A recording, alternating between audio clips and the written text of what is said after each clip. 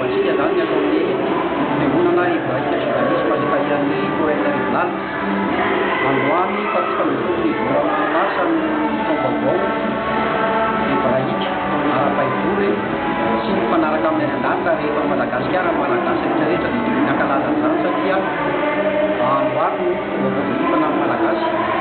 ary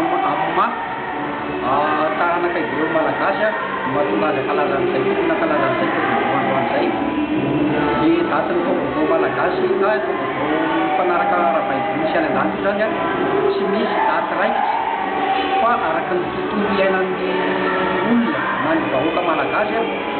mandahatra an'io. Zany hoe resaka ny tsinam-bolana isaina amin'io, zany hoe mifanaraka amin'ny afatra avy any am-pahary mihitsy zany io satria izy no nanao lanitra sy ny tany, izy no mahita hoe amin'izao ny tsinam-bolana, amin'izao ny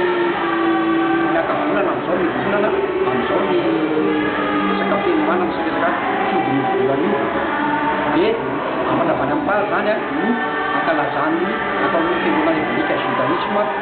eto ambany lalina ito sy tarihan'ny Pointe-Rivolal ny fankalazana ny taom-baovao satria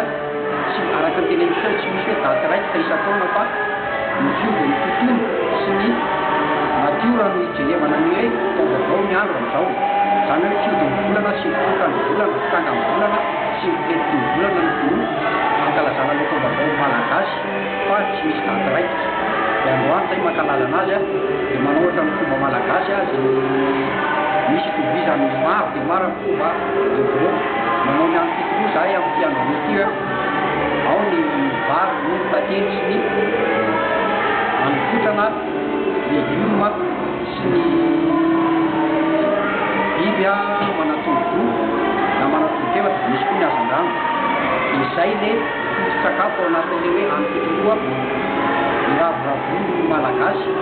sy ny atao amin'ny fiangonana hébraïque judaïsme eto ambany lalina ito sy ny ravoravo ohatran'ny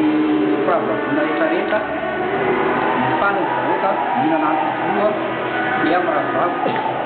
Dia tsy ambanin'izay koa ny fivavahana izay tsy maintsy atao izay voadidy ara-baiboly rehefa voaloham-bolana misy ny fivavahana zany hoe rehefa sabata sy voaloham-bolana dia nodin'ny mpahary ny vahoakany tsy maintsy ho avy ary andohalika sy hiderana azy ary mivavaka aminazy hanompo anazy rehefa amin'izay voaloham-bolana voaloham-taona sy sabata zay.